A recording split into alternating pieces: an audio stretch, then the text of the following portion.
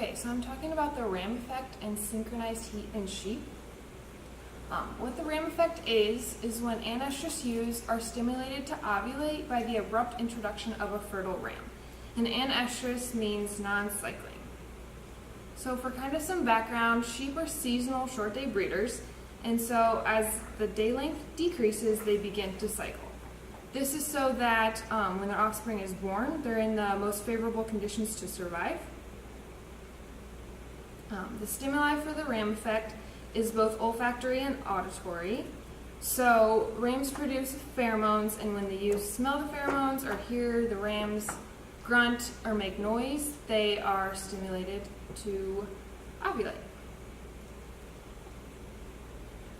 The introduction of the ram stimulates the pulse of LH from the anterior pituitary, which, as we can see on this graph over here, and this is like estrous, all the hormones that happen during estrus, and this pulse of LH is the start of everything. So in order for it to work, they must be with the ram for at least 48 hours, and the initial cycle after being introduced to the ram is called a silent heat, and it's undetectable.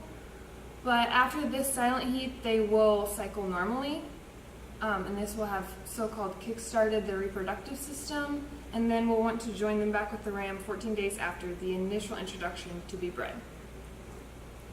Some factors of the RAM effect are that it's most effective in the transitional state between anestrus and estrus, so it'd probably be used when we're going from, like, we want to start them cycling earlier than they would normally, and it's not as effective with ewe lambs, and mature rams are more effective than younger rams. The purpose of the RAM effect is, of course, synchronized heat, and this is when all the ewes come into estrus at the same or close to the same time, and therefore they will ovulate, and if they breed, they'll lamb at the same time. Some other methods of synchronized heat in sheep are hormonal control, prostaglandin, melatonin, and light control. For the first one, hormonal control, we use progesterone-based therapies. We can see again in this graph that progesterone is prevalent in this cycle. And so when we supplement it artificially, we can trick the body into thinking that it's pregnant and therefore it won't cycle. But then when it drops and we take it away, the spike of LH will happen and they will begin to cycle. So there's a few different ways to administer the progestogens, which are synthetic analogs of progesterone. All of these are administered from 5 to 7 days. The first way is to feed MGA, which is melangostrol acetate, and I think this one's mostly used in market ewes to make so they don't come into heat, because it also increases rate of gain and feed efficiency. The other three, subcutaneous implants, sponges, and plastic delivery devices, are ways to slowly release the progestogens over time.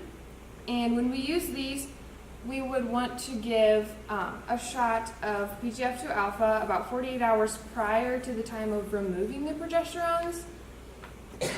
And again, back to this graph, we can see that when progesterone drops, this PGF2 alpha spikes and they ovulate. So basically we're creating this wave of hormones artificially in the ewes to allow them to cycle when they wouldn't normally cycle. The second way to synchronize heat is prostaglandin.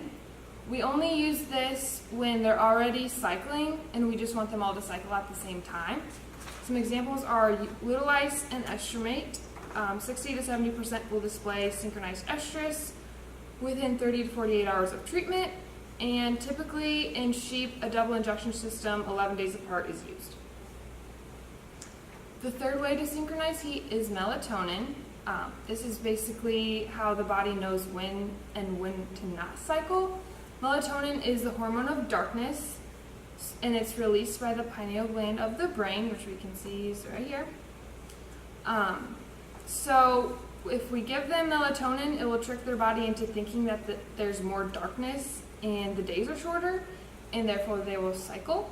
In a minimum of 35 days, they must be given melatonin in order for them to come into estrus. The fourth and final way to synchronize heat in lambs is, of course, light control, and this goes along with melatonin because if we give them less light, their brains will naturally produce more melatonin and, again, trick their bodies into thinking that the days are shorter and allow them to cycle. When we do this, we should also expose the rams to the same amount of light to obtain optimal fertility. But this is a very impractical method, and not a lot of farmers have light-tight facilities, and they just have their sheep out on pasture. So the purpose of synchronized heat is, what it is again, is when they cycle and ovulate, and if they stick, they all lamb at the same time. And this makes things a lot easier on the farmer to choose when they want the offspring born, track parturition dates, and something I feel is more up and coming is artificial insemination in sheep.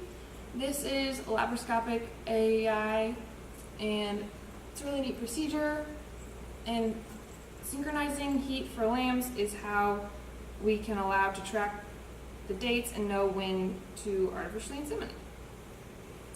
That is it. Wow, that was a good little review of sheep reproduction. I liked all the synchronizing techniques.